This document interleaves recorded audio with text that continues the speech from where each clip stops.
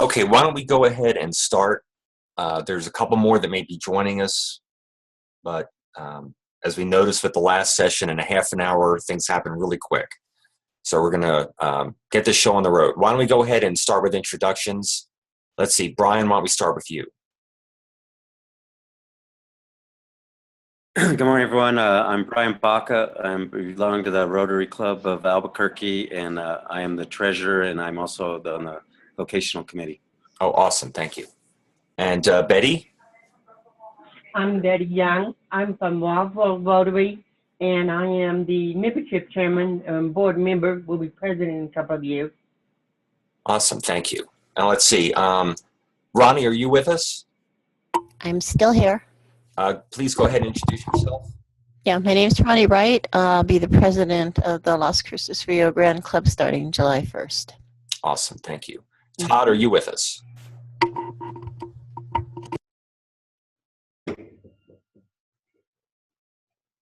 Todd? Okay. Kathy? Yes, good morning. I'm the currently the president of the Rotary Club of Alamogordo and the executive secretary for the district. So, good morning, everybody. Excellent. And Debbie? Yes, I'm Debbie Welker, and I'm the current president of the Angel Fire Rotary Club for 26 more days. Also serving as the assistant governor for Ratcho and Clayton in Las Vegas. Awesome. Thank you. Okay.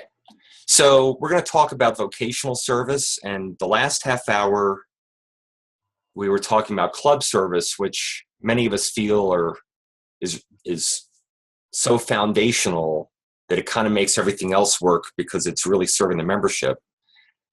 For me, at least, vocational service has a different issue, which is it tends to get underappreciated. It tends not to be as much of a focus as some of our other work, and in many ways, it's equally important. I'm going to spend a lot of the time over the next 20 minutes or so sharing my screen and showing you different files and things. But if you have any questions, feel free to just go ahead and ask your question because it's a fairly small group. And so let me go ahead and do that. Can you all see my screen?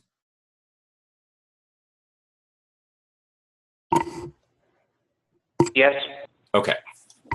So this is the guiding principles from Rotary.org, and one of the reasons why we're doing these avenues of service assemblies is because we don't emphasize them as much as we used to. A couple of years ago, the recommendation from Rotary in terms of setting up your club board was really around the avenues of service, but the recommendation changed a couple of years ago, and the avenues of service were more intended to be embedded within the work that the club does, but not necessarily board level committees. So I think they're not getting as much reinforcement as they should. Here's the vocational service one right here, the second bullet. Calls on every Rotarian to work with integrity and contribute their expertise to the problems and needs of society. So that's a big statement, but we can break it into little chunks and try to get a better understanding. One thing that's also interesting about these guiding principles, I'm going to scroll up a little bit. So here's the object of Rotary.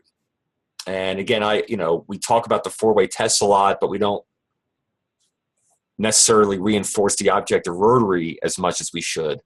If you look at the second object, high ethical standards in business and professions, the recognition of the worthiness of all useful occupations, and I would be the last person to say to anyone that they do not have a useful occupation, but that's for another time.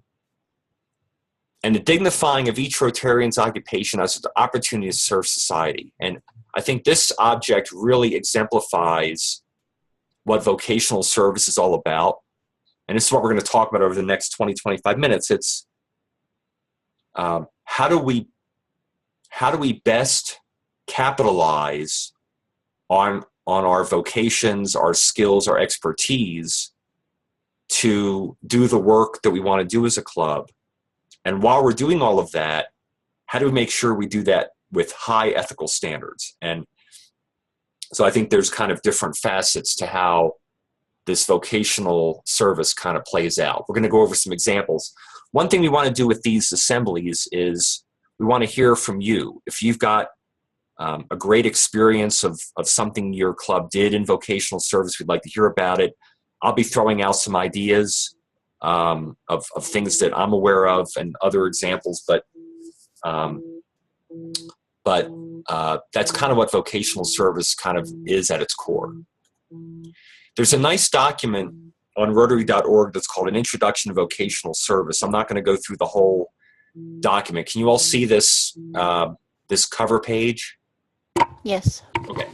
I'll just scroll down a little bit. It goes into the object of Rotary, and it talks about the concept of vocational service, and then it goes into some examples. Here's, I think, some of the high-level aspects to what goes into vocational service. Talking about your vocation. So I don't know about your club, but other clubs, including my own, will typically find people if they talk about their vocation, but in a kind of a gratuitous way, like, oh, we just opened up a new store, we'd love to have you come by, and all of that. And we kind of make fun of or tease people that do that, but it's good to get the word out about what people's vocations are, not just so that we can perhaps use each other in our own personal and professional lives, but also because by knowing what people do, it may help us with service projects and other things that the club wants to do. So making sure people are aware of vocations of the members of the club is part of it. Using those skills to serve the community. So, you know, if we've got a project coming up that requires expertise in architecture, do we have someone in the club that has that vocational background that we can apply? And by the way, if we don't, that may be a great reason to collaborate with another club that may have that expertise. This third bullet is the one about the ethics. Practice your profession with integrity. Inspire others to behave ethically through your own words and actions. And to me, I think the ethical part of vocational service is so important. Many of us will have the four-way test up on our wall in our office. I believe Walgreens, if you go to Walgreens pharmacies, they will have the four-way test up. And again, it's not just to have it there, it's to kind of reinforce that they're walking the talk, that they're living by those standards, not just in their lives, but also in their work.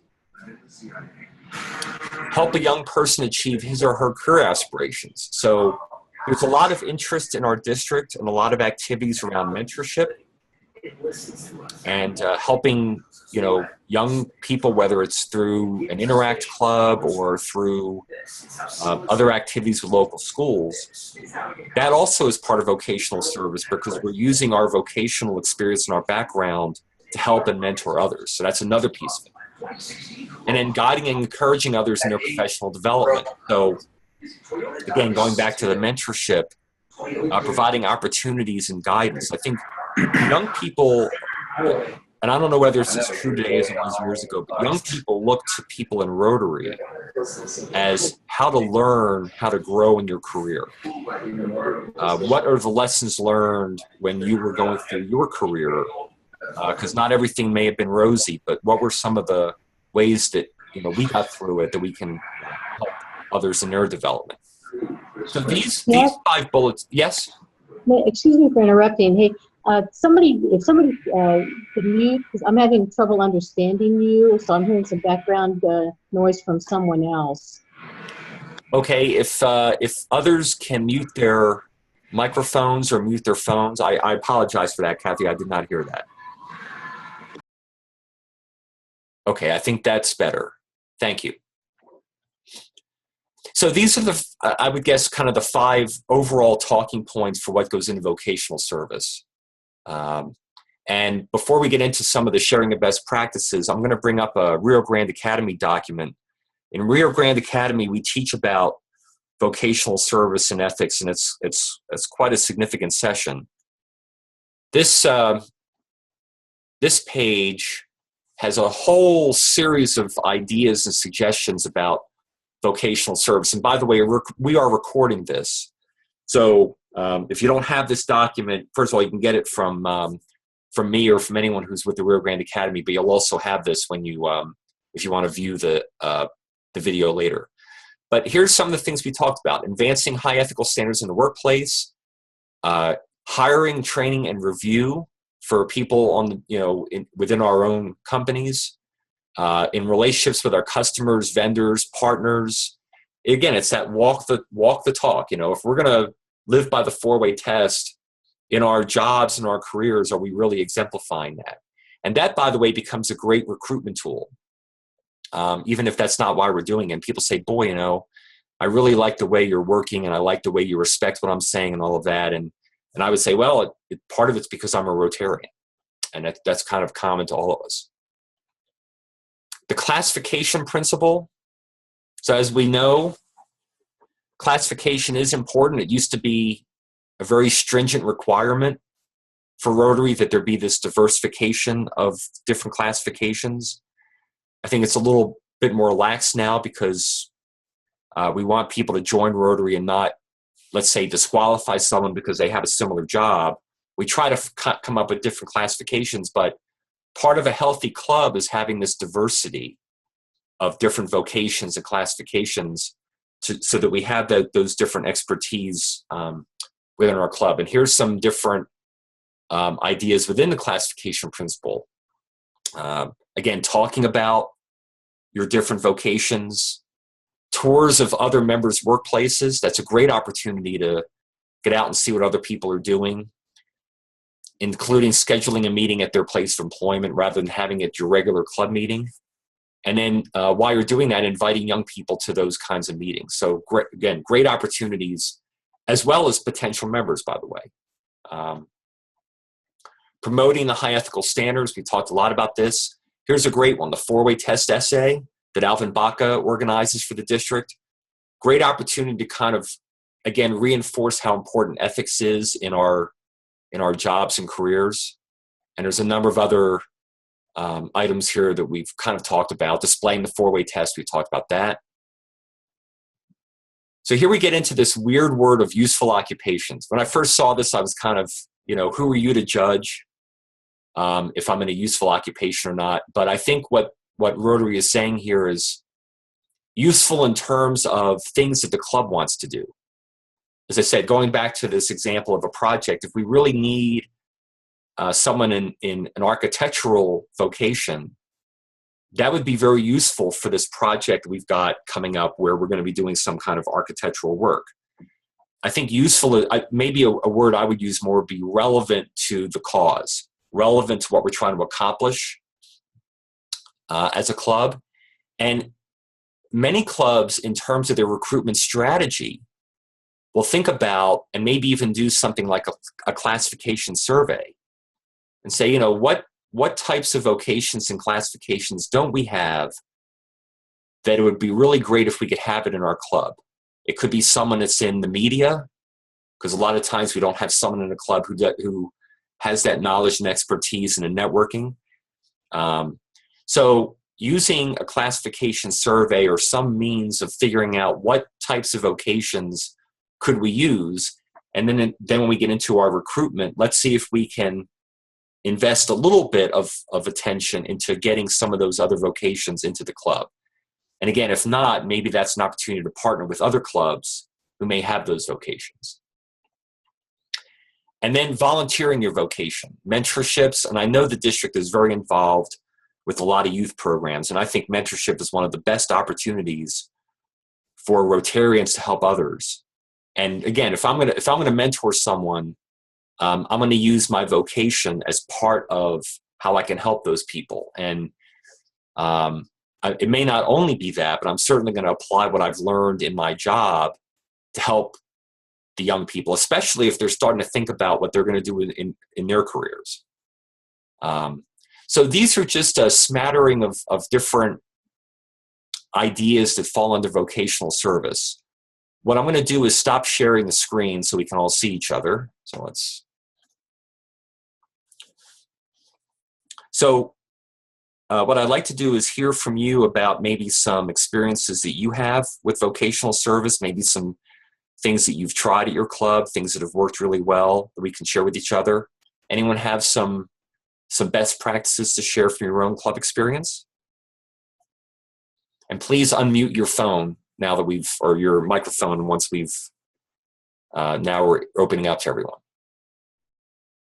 Best practices? Ideas? Jeff, this is Debbie, and I'll Yes. start. We do a career day for our middle school students every year. We do it in mid-September, so we kind of do it at the beginning of the school year while the kids are still fresh, and we give them activities ahead of time that are age appropriate, because we focus this on the middle school, so we end up with 6th, 7th, and 8th graders in our career day. And we have different levels of preparation activities to get them ready for career day, because it is just amazing how little middle school students know about the business world. That's So great. this helps get them a little ready. One of the exercises we have them do is just a family tree, to go home and talk to their family about what occupations the members of their family have, and to write that down. What the other benefit we get from this, other than just kind of getting the students to start thinking about careers and what kind of education they need to pursue those careers, is we get many community members involved in career day. So it's not just Rotarians who volunteer to speak, but we get other community and business leaders to speak. And the school, the teachers help us identify speakers, and that gets more people introduced to Rotary. So it kind of has two benefits for us. That's wonderful. Thank you. Any other examples, best practices, questions? Jeff, I got a short story to share with you concerning your ethics that you mentioned earlier on. Our vice president that we talked into to being our vice president, be president-elect this year, has a CPA firm, and I presented him, I gave him a plaque with a 4-way test written on it, and like the good Rotarian, good man that he is, he posted it in his hallway in his CPA accounting office.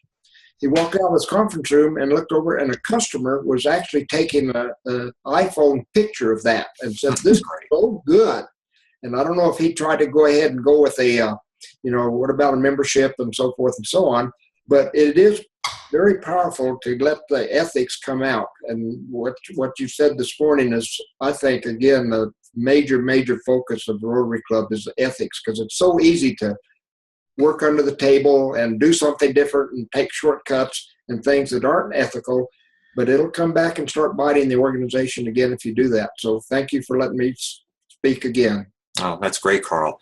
And it's interesting, in terms of the news, we typically hear the unethical stories in business and in government about people that kind of did something under the radar or did something and got caught. And I think it's up to us, as well as other groups, to really exemplify bringing ethics into the workplace and having that be fundamental to how we go about our business. Even if we don't get all the notoriety for that, I think that's still kind of planting that solid foundation that we're trying to do. Jeff, I do think. Go ahead. I'm sorry. One of the things that we do, actually a couple of things, and many of our club members will share about their, and this goes back to the questions that you had from the Rio Grande Academy. We share what we do with our local Interact students when the Interact Club is meeting during the school year. And also our Rotarians give some of the best programs we have when they talk about what they do. So it's like, I had no idea you did that, or that was involved in part of the work that you do. And so that's also a very good way to find out about vocation. So anyway, thank you. Betty? Yes, I think that's very interesting, Jeff, when you brought up some of the things that have been happening in the community. And we just recently had a big blurb about something that happened in an office here in Marlboro, but in Rotary, we've not talked about the ethics or anything with the vocation. So this is very exciting. I think this is a great direction for us to go. we haven't done anything, so I don't have any ideas to share with you guys, but thank you, Carl and Kathy, for sharing these ideas, and the other person who has some ideas. I'm writing these down. Kind of interesting. I think society, the pendulum is swinging back now, and it's interesting that we want to emphasize this in Rotary. I think that's great. Thank you. One thing we mentioned with the club service assembly a little bit earlier is that we're going to set up like little communities or message boards or ways that we can continue this kind of sharing between the clubs of ideas and best practices and things like that. This is kind of like the first foray into these avenues of service, but we want to keep the discussions going. I think we recognized last year, in fact, that we learn more from each other than we do from a training manual or from some professional speaker that comes in, and we don't have much of an opportunity to share amongst ourselves. So even beyond just these online assemblies, we'll have other ways where clubs can share ideas and we can work more collaboratively, and we're all in this together. So, and again, I think vocational service is, as important as it is, it doesn't tend to get as much attention. And so if we can kind of reinforce this and have this be more prominent, I think it'll make all of our clubs healthier. Jeff, I have a question for you. Yes. You know those sheets that you were showing us? Can we get a copy of those? Yes. So the page that had the, in fact, let me do this very quickly. So this document that had all of the specific examples about vocational service ideas, this comes from, where is it? This is the Rotary Leadership Institute, which is basically what Rotary International calls what we call the Rio Grande Academy. And I will send you the link for this document. Okay. So you can download it. If you have people in the club who have taken the Rio Grande Academy, they will have these materials also. But I will go ahead and send the link out to everyone who was on the call. Okay, thank you. Yeah. In fact, that reminds me, since we're kind of, we have a few minutes left, but you'll also be getting a survey. We want to know how these assemblies are working and how we can do them better. You know, this is fairly new, especially the avenues of service, but also this technology and trying to get people from all around the district to participate and share. So I'll be sending out a link to a little survey tool probably tomorrow. And we do need your open and honest feedback on how these sessions go and how we can do them better. So anything else from anyone who's on the call? Ronnie or Todd or Brian? Jeff, I just want to add that I think, when I first joined Rotary, vocational service was more upfront, more critical. And somehow it seems to have gotten absorbed and or buried in what we do. So I'm finding this extremely interesting. I'm going to try mentoring programs and those types of things when I'm in office. And this will be a critical piece, I think, of it, because we don't share enough among our members anymore so much. I mean, we have speakers and outside influences at our meetings, but I think there was a day when we had people actually stand up and tell us what they did for 30 years in their life, kind of thing. Right. And it helped to solidify the overall relationship and camaraderie with the club. So this is a great thing for me. I think you guys are doing a wonderful job. Oh, thank you very much. Mm-hmm. Jeff, I'd like to chime in. We're doing something today, as a matter of fact, that falls under this category. I'm from Angel Fire, so I'm fortunate enough to live in a desirable resort community, and it becomes a destination for our Rotaract kids. So every year we bring a group of Rotaract kids up from University of New Mexico, and it happened to be in town this weekend, 10 of them, as a matter of fact. One of our resort property owners is generous enough, because she's a parent of an ex-Rotaract student, to donate condominiums for them to stay in when they come up here. So they get some pretty nice accommodations. But we have them coming over for a hamburger dinner tonight. And we have about a half a dozen Rotarians that are also free that are going to come. And we're just going to share. I'm first going to have the 10 college students tell us, why they joined Rotaract, what got them interested in it, and what are their major fields of study. And I'm also going to ask them to share their mentorship program. They have been very aggressive in defining their own mentorship program and reaching out to the Rotary clubs, primarily in Albuquerque, with what is the definition of a mentor, and teaching the Rotaract children, young adults, how to interact with their mentors.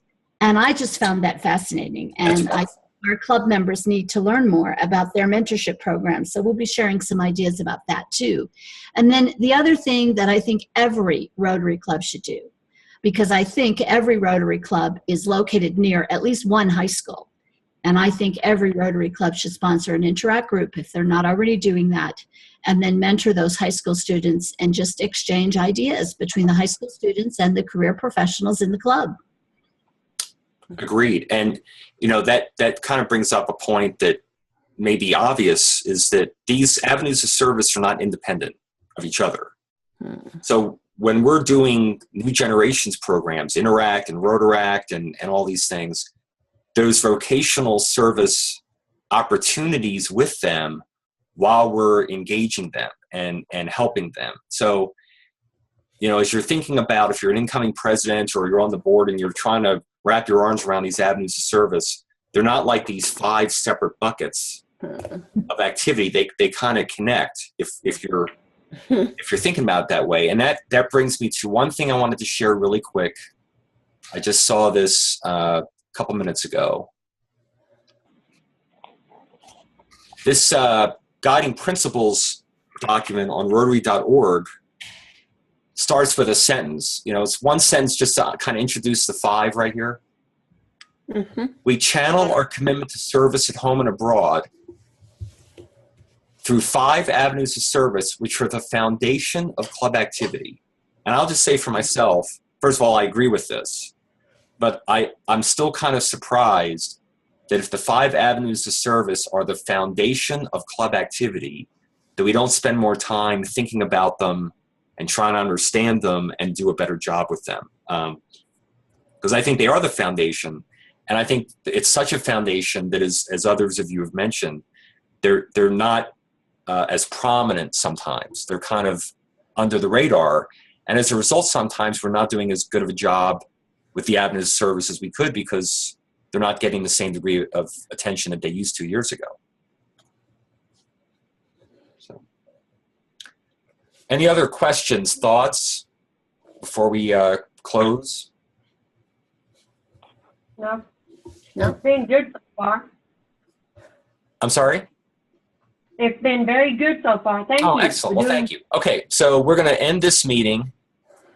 If you are staying on, we'll start the community service at 10:20. And again, we will send out a survey for all of you for this one as well. Thank you all very much. I'm going to put my phone on mute and return a phone call. Thanks, Jeff. Thank you.